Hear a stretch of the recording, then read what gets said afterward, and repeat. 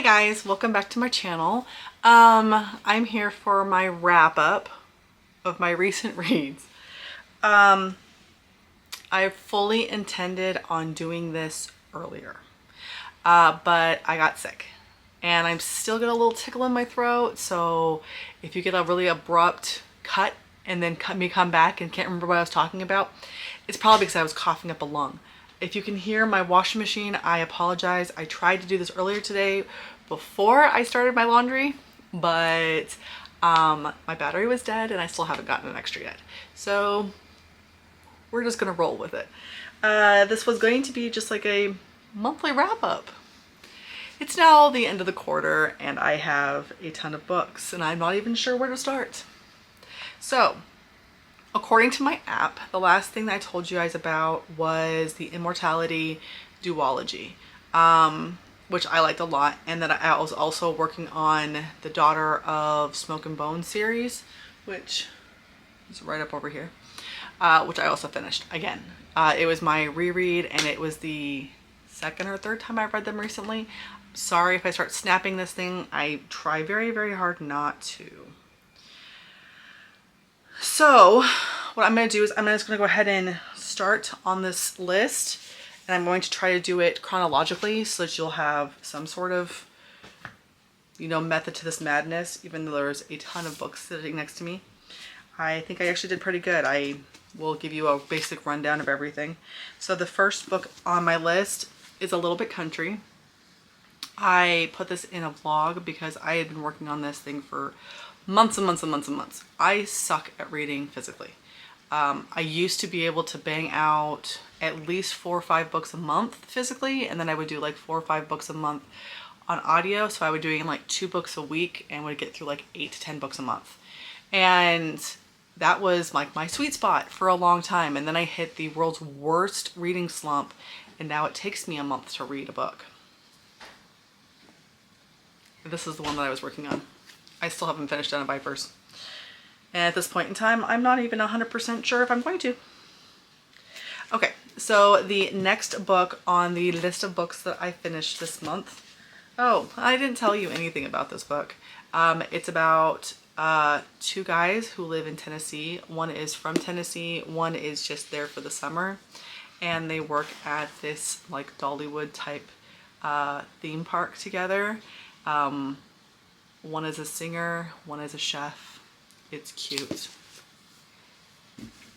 Anyways, the next book on the list is In the Lives of Puppets by T.J. Klune.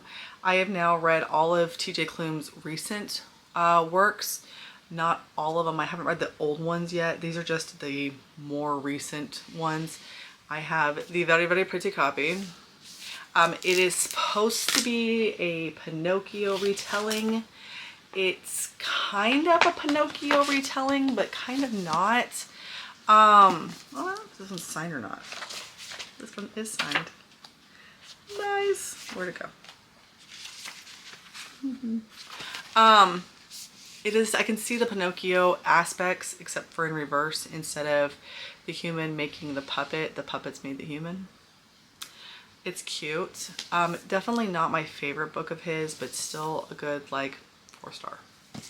The next books that I read were the start of a series. I read Once Upon a Broken Heart and The Ballad of Never After. So I'm going to preface this by saying I did not care for the Caraval trilogy. I did listen to / read all 3 books. I think I read the first one physically and then listened to the second and third. They are narrated by one of my favorite audiobook author, which is Rachel Soler. But I think it's not Rachel. Something Soler though. I think it's Rachel. But these ones were also narrated by the same person. So I love the narration of all the books, which was the only reason I made it through the entire trilogy. But I really didn't like the last couple books in the trilogy. So this one was one of those ones where I wasn't sure I was going to pick it up, but I was repeatedly told by friends and online that I would like this book even if I didn't care for the Caraval books. I liked the premise of the Caraval books, I just didn't like the finished product. So I read these ones, and these ones take place during the, right after, this book starts right before the finales wraps up, and then this one continues after the finale wraps up. So this is like an afterwards. It's after the fates have already awoken. This has got to do a lot with Jax and a curse. It's good. I liked it a lot. I blew through it. I'm looking forward to the next one being here. I bought these on Pango, and so I didn't spend a ton on them, which is the way I like to buy my books. But they're in really good shape, and they're good books. I like them a lot. I am excited to read the next one, and I'm glad that I only have to wait a couple months for that one to come out, because I have a tendency to forget what I'm reading. Okay, I'm going to put the next two together even though I didn't read them at the same time. So the next book I read, I'm going to put here, and it is the Psalms for the Wild Built. It is the Monk and Robot duology. I did read both sections of it, but I read them like a month apart. So I read the first one, and then like a month later I read the second one, because I was waiting for my hold to come up in my library, because I do not own these ones physically. It's about this world, this dystopian, utopian world in the future where all the robots have awakened and are no longer taking us as their warlords. I don't know. They're slavers, they're something or other. It's like kind of feels like a slave situation. And instead of going like Terminator on us, they went a more peaceful route and just left society, and then we had to figure out how to live without our robots and most of our technology. It's about this monk who goes into the woods because they don't feel like being a monk. They used to grow vegetables and stuff, like a gardening monk. They didn't feel like that was a good path for them anymore, so they tried being a tea monk, and then it still wasn't feeling like that was a great path for them. So they started to go up into the wilderness, and they met a robot. And that's their little journey about the robot trying to learn what humans need, and about the monk learning what they need. It was a really pretty story. They're little novellas, and I really enjoyed both of them, and I want to check out more of Becky Chambers' writings now. The next book I got to was Legends and Lattes, which, funny enough, is written by a narrator, by an audiobook narrator, so he narrates his own audiobook. I have the original copy, which does not have the short story in the end, but the audiobook does have the short story. So I guess Travis Baldrige is a fairly popular narrator for audiobooks, and he, like I said, narrates his own. And it is this sweet, beautiful, low stakes fantasy about an orc who is ready to put aside battles and open a coffee shop. And tons of people have talked about this. It's highly loved. It's very cozy fantasy. I thought it was really, really cute. I liked it so much. He does have another one coming out soon, which I'm looking forward to reading also. A novel of high fantasy and low stakes. But it was really cute. It was really sweet and very heartwarming, and it's just a perfect little sugar plum moment that I wanted. Alright, it's back to my phone so I can figure out what I read next, because I don't remember. So yeah, I finished the Daughter of Smoke and Bone series. That's what I was doing as we speak. And then I was also finishing up Tomorrow and Tomorrow and Tomorrow. Please don't hate me. This book is absolutely gorgeous. I didn't like it. I mean, I liked it. It was okay. I don't know. This is one of those books that somewhere I rated it 3 stars on Goodreads.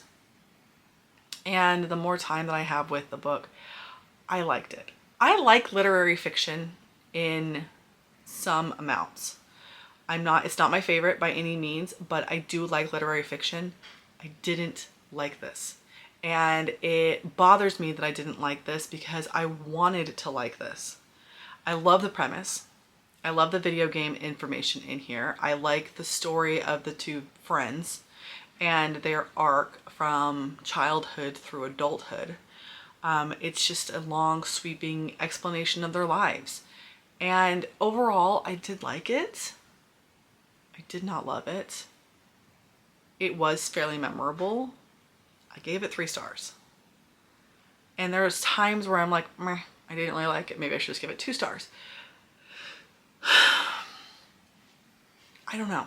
Like I said, one of my favorite books in the entire world is Ready Player One. I like books about video games. I read Warcross and loved it. The first one, the second one I didn't like. I don't know. I don't know. Definitely not my favorite book, and that does make me sad because I did like it. I just didn't like it a lot. All right, so back to my app. I have another book that I read that I do not physically own. I'll put it here.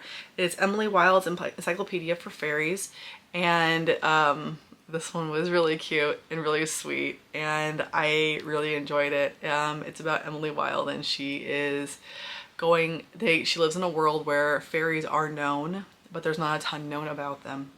And she is doing research to find out more about them so that she can write an all-encompassing encyclopedia about them. It's really cute. It does have a little bit of a romance in it. Not much, just a touch of a romance in it.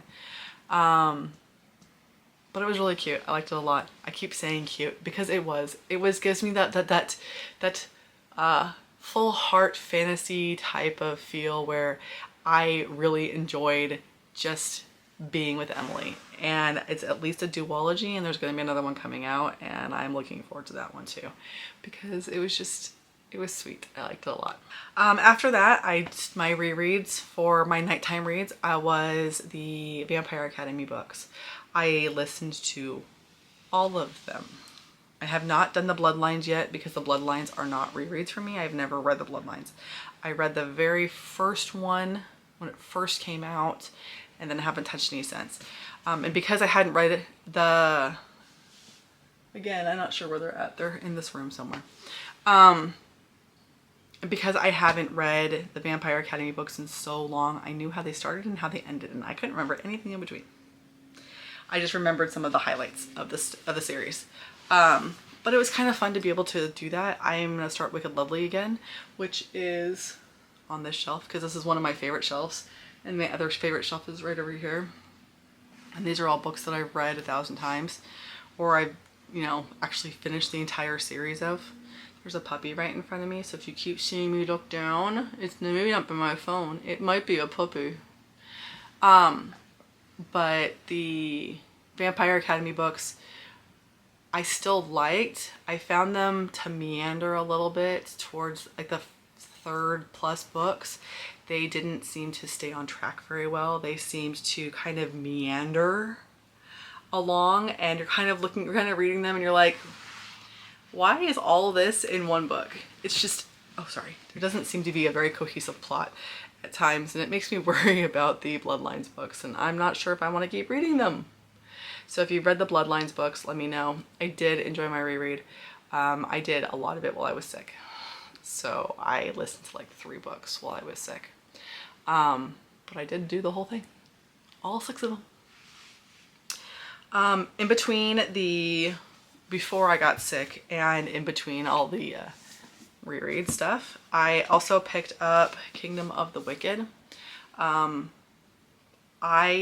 did not like Carrie Maniscalco's last series. I didn't like the Jack the Ripper series. I found that the Not Like Other Girls trope in there too heavy-handed. She spent so much time talking about, well, I'm not supposed to do this. I'm not supposed to do that. I'm not like other girls, that it drove me insane. So I read the first 2 books of that series and then never finished it because I did not like that trope. Apparently my dog needs water. But again, I was told that even if I didn't like those ones, to try this one.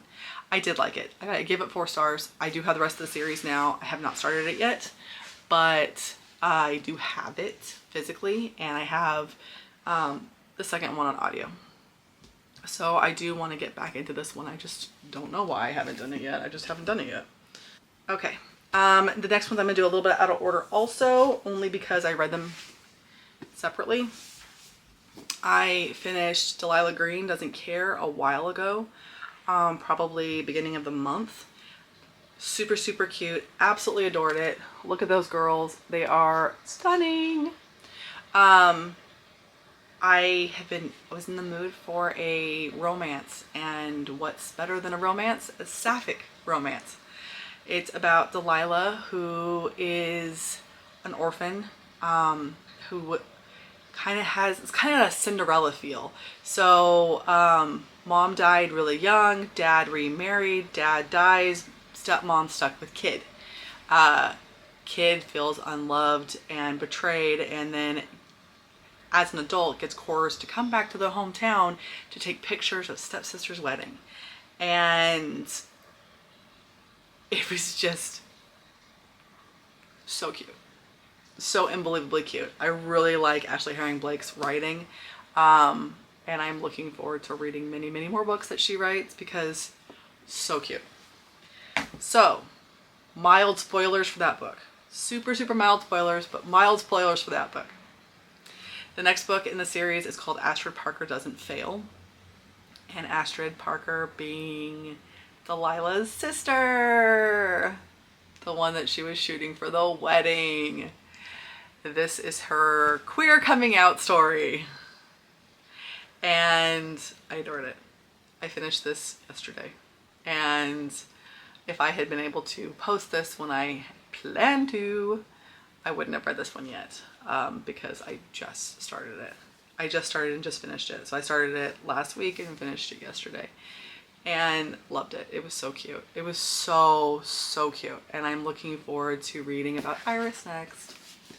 Iris is the third person in the coven. So Delilah starts dating Claire. Claire is one of Astrid's best friends. And so the books are based around that friendship. So you have Claire, Astrid, and Iris. And Iris is the last friend in the little the little thruple thing they got going on. And so Iris's book comes out in a couple months, and I'm looking forward to reading Iris's story. Very, very good books. Love them so much. I am reading a normal heterosexual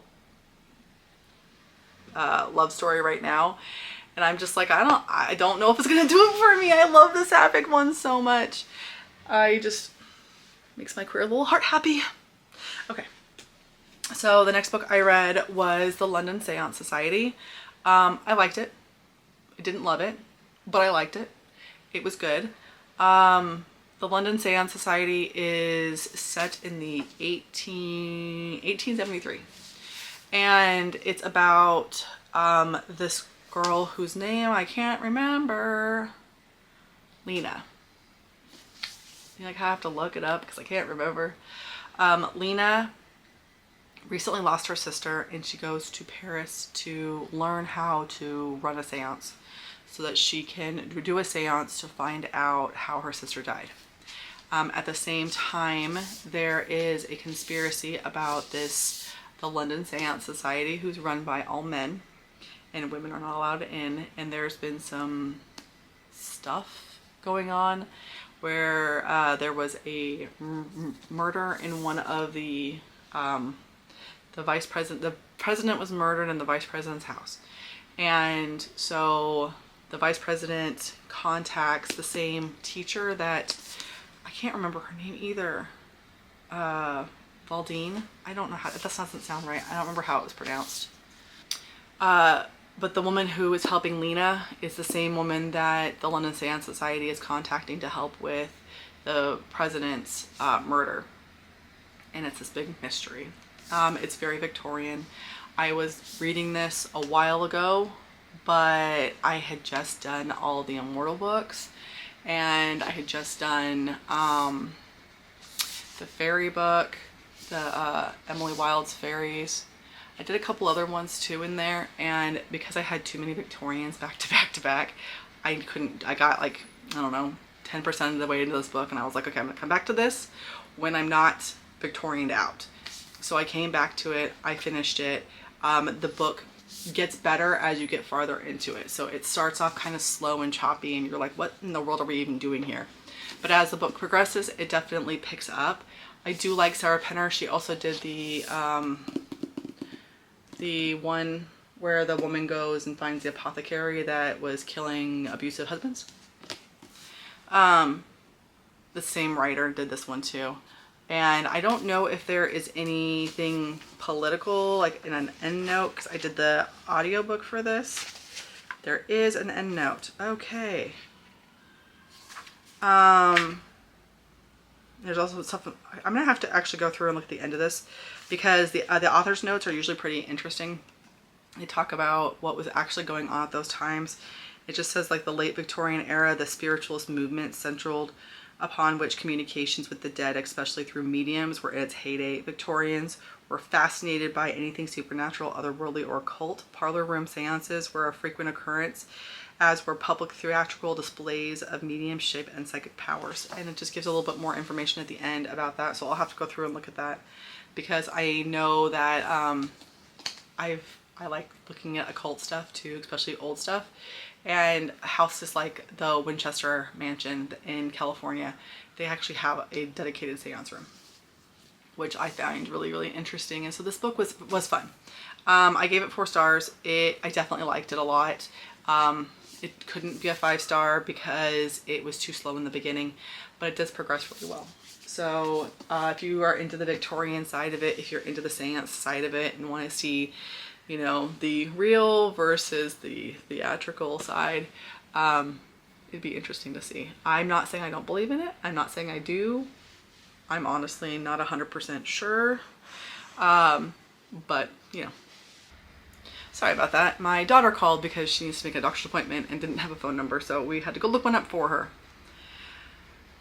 All right, and the last book that we're going to talk about today, and because I already talked about Ashford, and Ashford was the last book I read, but the second to last book that I read was The Divine Rivals.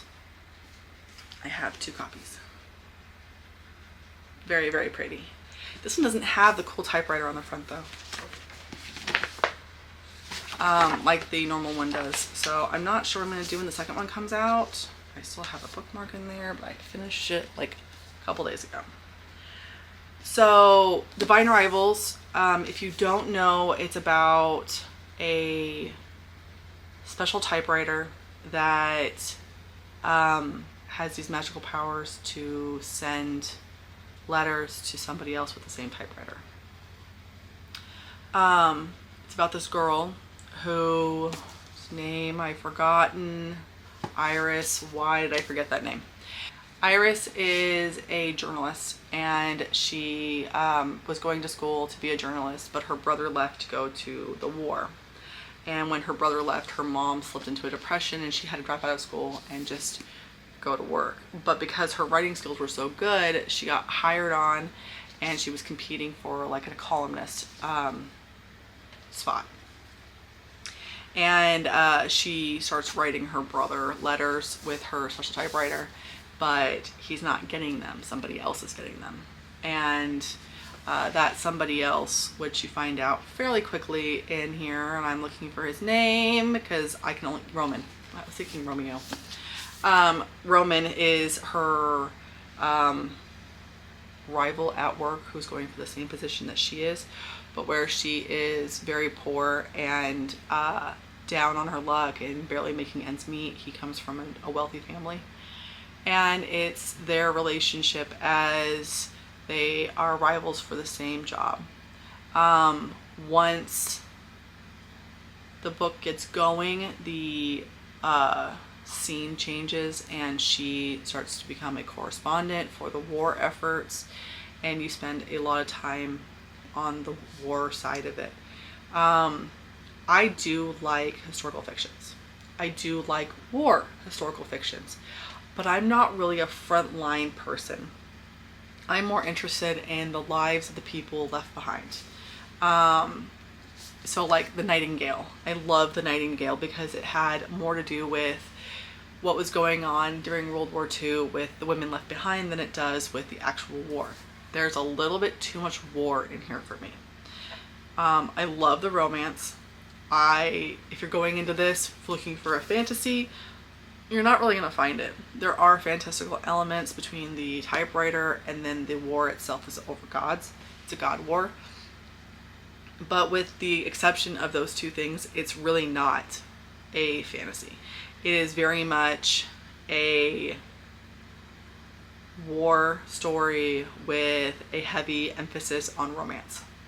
So if you're not into romance, don't read it. If you're not into war books, don't read it.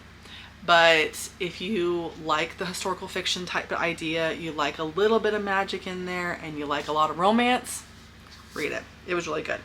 I gave it 4 stars. Like I said, it wasn't my favorite of the books that I've read recently, but it was very cute. I very much enjoyed it. This book is gorgeous. I don't know if you can see just how pretty that book is.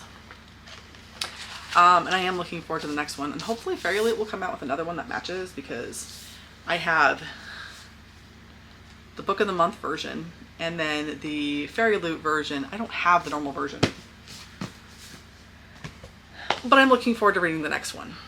Okay, so hopefully that was everything. I am listening to the first book in the series that I shall not name, because when I was getting in that middle of my sickness, I got to a point where my brain wasn't working very well and I wasn't absorbing anything, so I had to stop listening to Vampire Academy and listen to that book, because that book is like second nature. I don't have to process anything. I don't have to remember anything.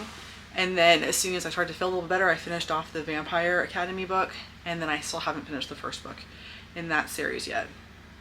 I am planning on finishing the first one, but I'm not planning on going ahead with any more. As long as my brain will continue to work, I'm going to move on to Wicked Lovely as my nighttime read, which I have not read in many, many moons, so I really don't remember anything about it, but I remember adoring it. So we will see if I still like it. If it's going to be a favorite that I will put into the re-listen to rotation or not. Side note, the Vampire Academy books, like the first 3, the first one has a terrible narrator. Second and third one are fine. Fourth one has a new narrator and sound effects. And the sound effects are terrible. So every time they have a moment where, so I don't know how much you know about the series, but the main character is linked psychically with her best friend. And every time Rose goes under the psychic wall to spy on her best friend to make sure that Lisa's doing fine, they make the whole thing sound like a tin can.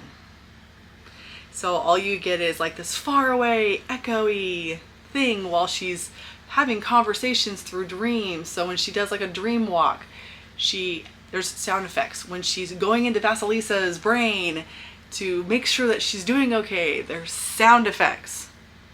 There is nothing I hate more in a audiobook than bad sound effects. And her accents were terrible. Her British accent was bad and her Russian accent was horrible. So definitely not the best audiobook experience I've ever had. I read those things physically the first time I read them, and I don't think I'm planning on listening to them again. And which makes me, again, a little worried about listening to the Bloodline series. So if anyone's listened to those, let me know. All right, that's it for now. I will let you guys go, and I will see you again in another video soon. It's turning out to have to be a third quarter wrap up here, so I will probably do a fourth quarter TBR soon. Not that I've touched my third quarter TBR. I didn't touch my last TBR at all. So my next TBR might be a moot point, but I found my TBR jar. And if you've been watching my channel for a long time, you know that I've been using that I haven't used that TBR jar in like a year and a half. We made the whole thing out. We used it like 3 times and then never touched it again. So that was like, what, 2 years ago? But I found it. So maybe we'll use that for this next TBR, and maybe I'll actually read something on it. All right, I'm gonna go now. Goodbye.